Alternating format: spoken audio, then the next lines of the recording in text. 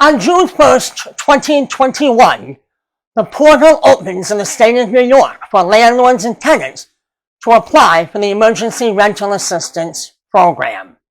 This is where the tenant would fill out an application, the landlord would fill out an application, and submit those to the state of New York in the hope that the landlord would receive up to 12 months, possibly 15 months of back rent and future rent. 3 months future, 12 months back rent. This portal opens up on June 1st, like I said, at 9 a.m. How many people will apply? Will the portal be able to hold that many? Will it crash? Only time will tell. Now, when the two parties apply, neither one will see the application of the other. The state of New York provides an identification number to the landlord and one to the tenant so that they can look in and see the status of the application ongoing. Now, this video that we are showing with you or sharing with you today, landlords, is not one to talk about the benefits and the greatness of this emergency rental assistance program. It's actually going to show to you the downfalls, the pitfalls, the caveats, and the oppressions of this program upon you, the landlord. One of these oppressions, that if you do this, you can be charged with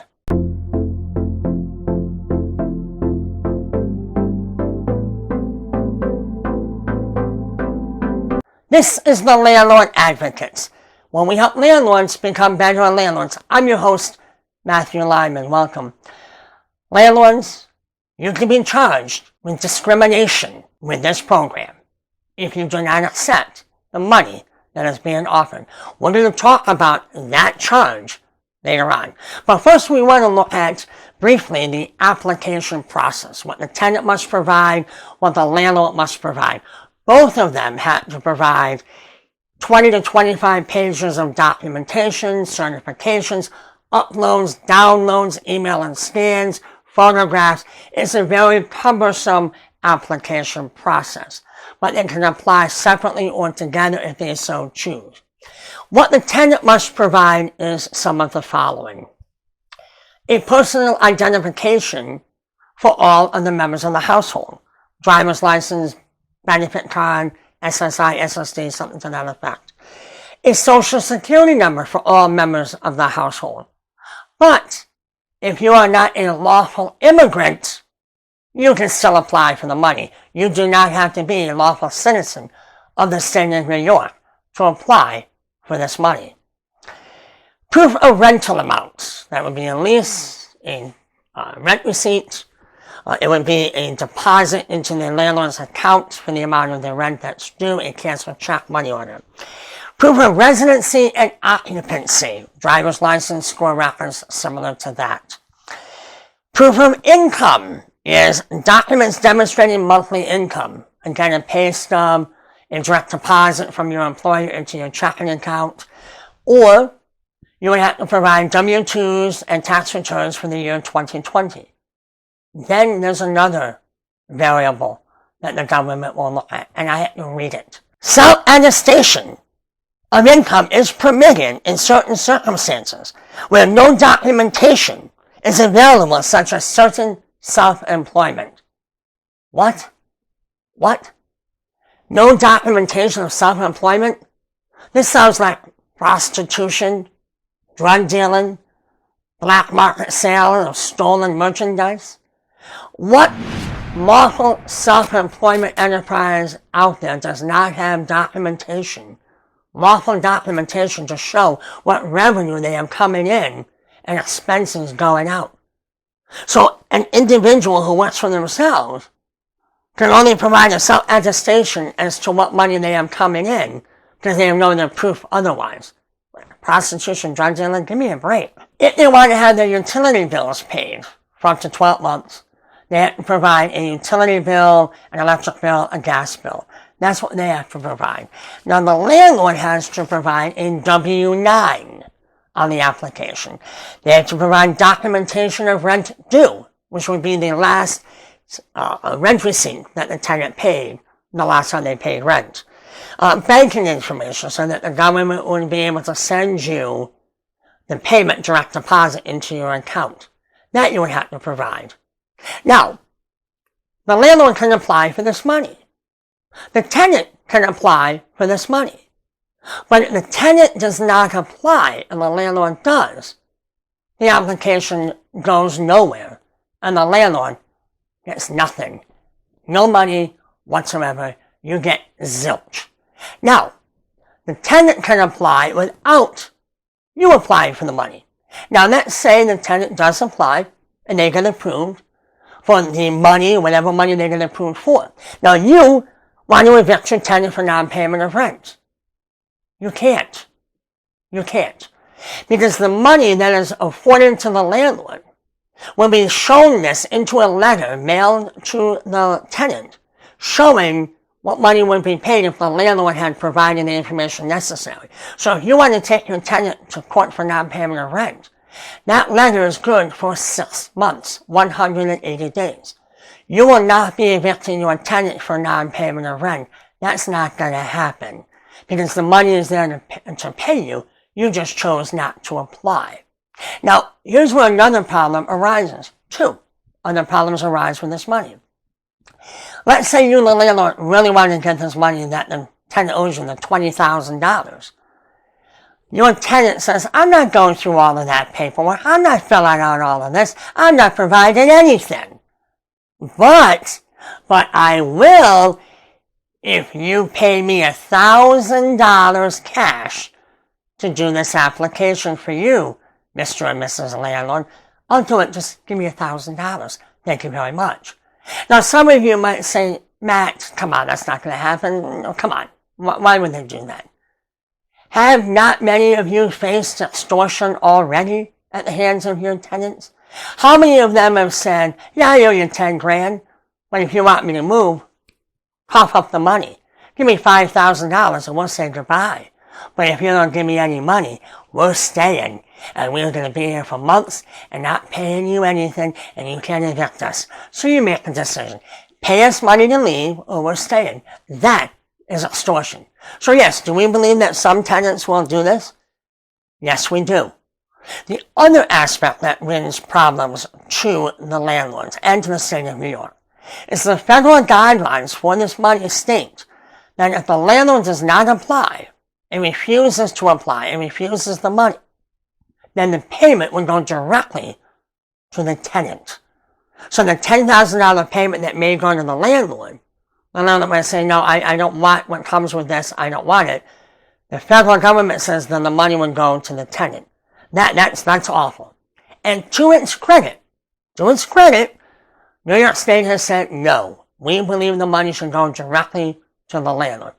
We credit you, New York State government, for doing that. Yes, thank you.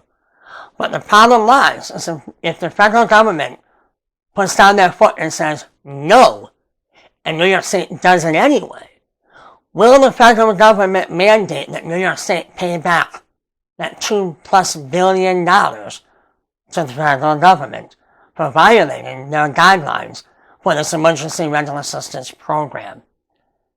Will our taxes go up? Will New York State take a bond out with high interest rates to pay that money back? Who knows? But that's another problem that arises from this application process and this money. Now let's say the money's offered and you take the money. But wait a minute, landlords, before you do, there are stipulations, downfalls, pitfalls, and caveats that you must adhere to if you accept this money and take it. One of them is that any late fees due during the duration of this money due goes bye-bye. There are no late fees at all. Also, if you take this money, you cannot raise the rent for 1 year after receipt of this money. So the government pays you this money in, say, December. You can't raise the rent until January 2023 if you take this money. Now, another problem with this money, this application process, is that if you are approved, you cannot evict the tenant for 1 year on a holdover or on a lease expiration for 1 year after that. The way around that is, according to New York State, is if your unit has 4 units or less, And the apartment that you want that tenant to move from will be occupied by you as a primary residence or an immediate family member as a primary residence immediately after the tenant being evicted is okay. You can do that. But landlords, it doesn't say how long the primary residence has to be the primary residence. Maybe you move your 18-year-old kid in there for a month or two. Then after that, they find another place to go, and you rent it out for the money that you should have been getting paid for all these months. There's a way around it. You're not violating the law. The law says that you can do that. This Emergency Rental Assistance Program, ERAP, says that you can do that. Another two big caveats, downfalls, pitfalls to this program. One is that the moment the tenant applies for this money, any eviction proceeding is now stayed. There will be no eviction on this tenant by the sheriff, the marshal, the constable, or the court themselves. This eviction, or this application process puts that on hold. So you may have tenants who know full well that they will never qualify for this money. And we're not going to get into all of the qualifications. They're cumbersome. It goes by area median income, the amount of money that the tenant brings in, blah, blah, blah, blah, blah, versus how much they should have paid in rent. So they can apply for this money, and the moment that they do, this whole eviction process is on hold. Now, how many people is this New York State Office of Temporary and Disability Assistance employing to go over these applications? 20, 30, 50, 100, 300 screeners, investigators, whatever they want to call them, I don't care. How many are they employing? How long is this application process going to take? Is it going to take till January 2022 for the tenant to be deemed ineligible for this money, and then you can proceed with a non-payment? What this is, landlords, is another stall tactic that can be applied by tenants, their advocates, the Legal Aid Society, and all of them to slow down the eviction process once again. Just apply for the money, get an ID number, present it to the court, say, Your Honor, I've applied. Your eviction case will then be put on hold until who knows how long for the eligibility to come back, whether your tenant gets the money or not, to pay you. The other very bad downfall to this program is that any money paid to you for the last 12 months of rent due by the government satisfies all the rent that is due from your tenant. So let's say your rent is $1,000 a month, and the government examines what money came in, what money should have been paid on rent, blah, blah, blah, blah, blah, that formula, and they deem that the tenant should have been paid $500 a month of that $1,000. The government will then give you $6,000, and the other $6,000 that's owed is waived. You cannot ever get that money from your tenant. You cannot ever sue the tenant for that money. Ever. So who knows how much money you will actually be approved for? So all of these caveats, downfalls, pitfalls, and oppressions come with this money. Now, here's where you can be in a lot of hot water. If you, the landlord, says, you know what, no, I rent into this tenant to pay me the rent just the way it should be. Cash, check, money order, I don't care. It didn't come with strings attached. But now the government is putting not strings but ropes attached to this money for landlords to get paid. And you and the landlord are saying, I'm not going to do it. I'm not going to deal with it. I don't want the money. I'll let the money run out and then I'll do the eviction. That's what I'm going to do. But here's where you can be in trouble, landlords. Here's where you can be in trouble. On April 12, 2019, New York State passed into law by the state legislature and by the pen of Governor Andrew Cuomo, passed into law under the Human Rights Act, the lawful source of income provision of discrimination. That is where you, the landlord, cannot say no to Section 8, DSS, or any other form of state or federal assistance provided to the tenant. So here, landlords in the state of New York, if you say no to this federal state assistance to pay the rent, you are committing discrimination against the tenant, of which you can be charged civilly and pay lawyers' fees, pay fines, penalties, and not get any of this money. That came out on April 12th, 2019. So if you say, no, I don't want the money, trust me, tenant advocacy groups and the legal aid societies, they will take up the mantle that you are violating their human rights and you are discriminating against them. So landlords, is this not extortion?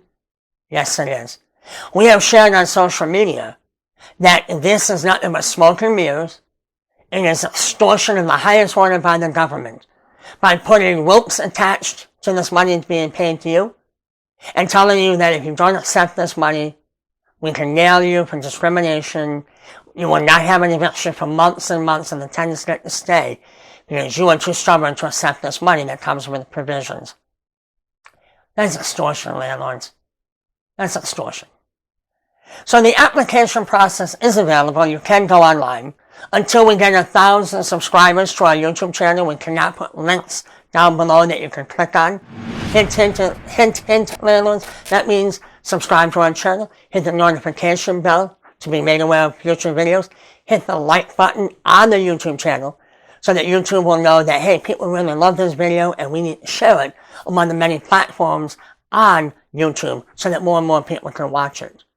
But you can go to it. You can go to the New York State Office of Temporary and Disability Assistance or the Emergency Rental Assistance Program. Google it, and it will put forth the application that you can do on June 1st, 2021 at 9 a.m. Landlords, you know we're here with you. We're here for you. We have been away for a little while. I had laryngitis for quite some time, so I couldn't do a video. That was very painful for me because you know how much I enjoy doing this with you. Until then, landlords, take care.